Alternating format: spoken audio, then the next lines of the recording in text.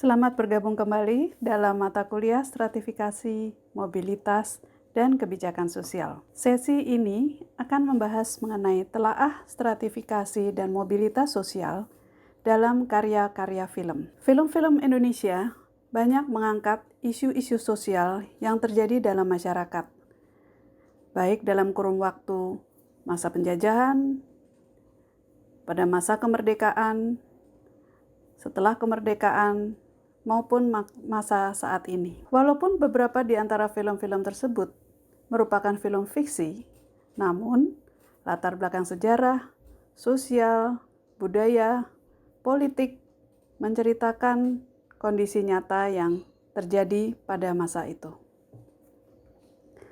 Pada kesempatan ini, saya akan membahas dua film. Yang pertama adalah film Anne van Jogja, dan film kedua adalah film yang berjudul Sang Pemimpi. Film Anne van Jogja menggambarkan stratifikasi sosial masyarakat Indonesia pada masa penjajahan Belanda. Seperti yang kita ketahui, pada masa itu masyarakat Indonesia atau struktur masyarakat di Indonesia terdiri dari 3 lapisan, yaitu bangsa Eropa, Timur Asing, dan pribumi. Dalam film ini diceritakan 2 lapisan masyarakat yang ada, yaitu lapisan bangsa Eropa dan pribumi. Anne sebagai tokoh dalam film ini merupakan gadis campuran Belanda dan Jawa. Ia memiliki teman sejak kecil yang bernama Satrio, di mana Satrio adalah anak dari keluarga bangsawan Jawa. Ketika menginjak usia remaja, Anne dan Satrio saling jatuh cinta. Namun, hubungan mereka tidak bisa berlanjut lebih jauh karena adanya perbedaan lapisan sosial mereka. Sebagaimana yang sudah kita ketahui, adanya lapisan-lapisan sosial dalam masyarakat saat itu berimplikasi pada adanya perbedaan ekonomi, status sosial, dan kekuasaan. Pelapisan-pelapisan sosial tersebut juga melahirkan jarak sosial dan pembatasan-pembatasan sosial yang sangat tegas, di mana pembatasan tersebut sulit untuk dilewati. Aturan-aturan ketat dibuat untuk membedakan hak dan kewajiban yang berlaku dalam setiap lapisan. Pelanggaran terhadap aturan berdampak pada pemberian sanksi kepada pelanggarnya.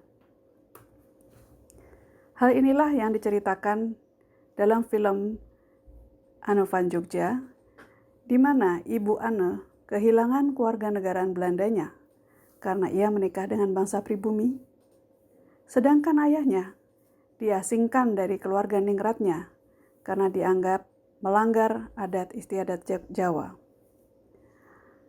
Anne sendiri yang merupakan keturunan Indo juga dianggap melanggar aturan karena ia berhubungan dengan Satrio yang merupakan anak dari keluarga Jawa. Aturan-aturan inilah membawa dampak pada kehidupan orang tua Anne dan juga Anne. Demikian sedikit bahasan mengenai film Anne van Jogja. Selanjutnya, bagaimana dengan film Sang Pemimpi? Film ini bercerita tentang perjuangan 3 orang anak dalam mewujudkan mimpi mereka untuk menempuh pendidikan tinggi di luar negeri.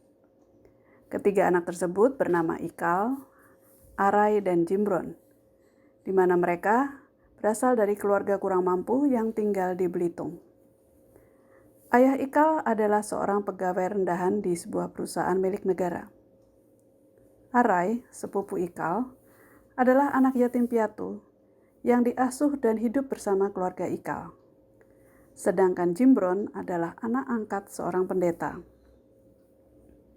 Di sekolah, mereka memiliki 2 orang guru yang berperan penting dan menjadi inspirasi bagi mereka untuk bermimpi meraih pendidikan tinggi di universitas hebat di dunia.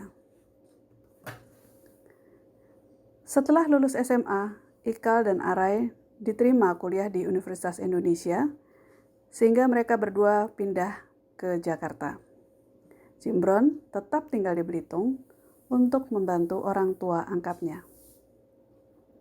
Setelah lulus dari Universitas Indonesia, mereka bekerja dan mencari beasiswa untuk melanjutkan kuliah di universitas ternama di Prancis. Akhirnya, mereka berhasil mendapatkan beasiswa.